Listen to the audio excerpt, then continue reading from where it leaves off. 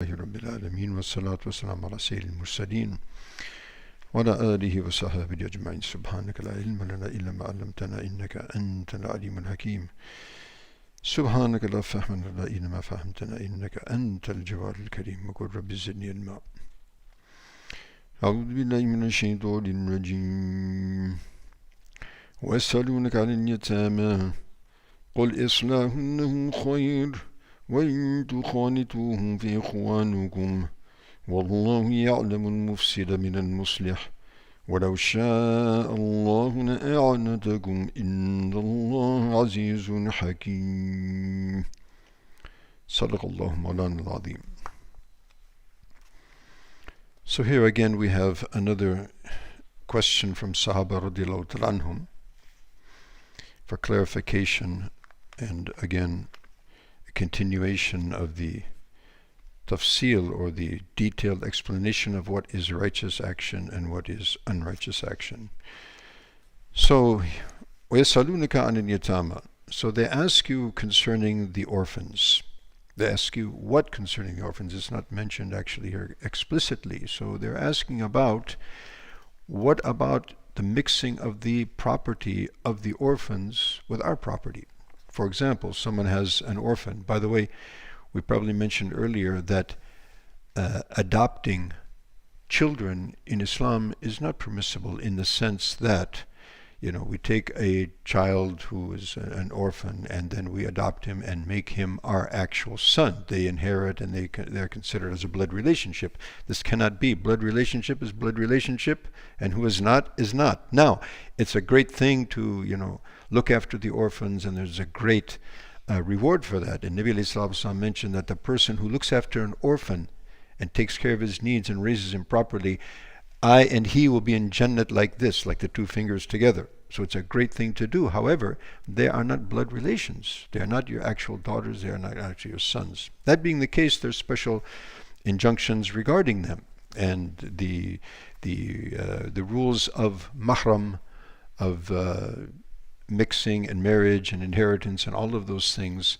hold with them just as they hold with any other persons who are not the blood relations, who are not the actual sons and daughters, etc.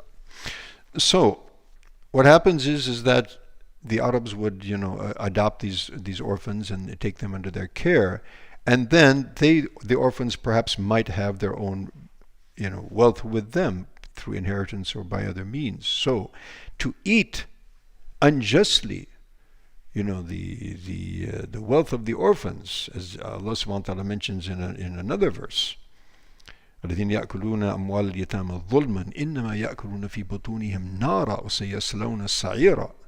So those who eat the inheritance or the wealth of the orphans unjustly, they are eating nothing more than the fire of hell into their stomachs, and they will enter into the fire of Jahannam. So obviously this is a very scary proposition. So therefore, the Sahaba wanted to take extra caution, and so they would perhaps prepare the food for the orphans separately and their own food separately, because that's their money, and from their money they would feed them, and then maybe that food is not enough, or maybe it's too much and then will go to waste, but they can't touch it because it's theirs. And it's so Allah subhanahu wa ta'ala mentions here that there's a provision here, that here, make it easy on yourselves, make it easy on them, make it easy on yourselves. Combine your resources and be just and equitous, And Allah subhanahu wa ta'ala knows the muslih min al-mufsid. And so to islahum khair, qul islahum lahum khair. So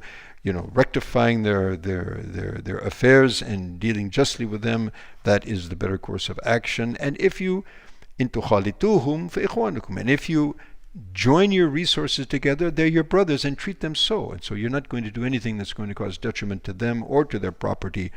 And Allah subhanahu wa ta'ala knows who is actually trying to commit wrong, and who is committing injustice, and who is the person who is trying to mend affairs and do righteousness. Wallahu ya'lamu al-mufsid min al-muslih.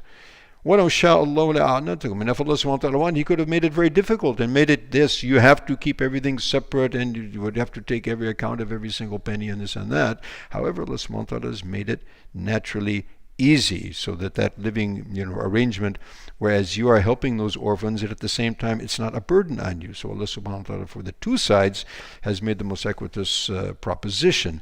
Inna Allah Azizun Hakim, and Allah subhanahu wa ta'ala is quite powerful and most wise, and so He knows exactly what He is doing, and what He has prescribed for us is in our best interests. So may Allah subhanahu wa ta'ala give us tawfiq to understand that and practice it. Ameen thumma ameen. Wa akhir da'wana alhamdulillahi rabbil alameen. Wassalamu alaikum.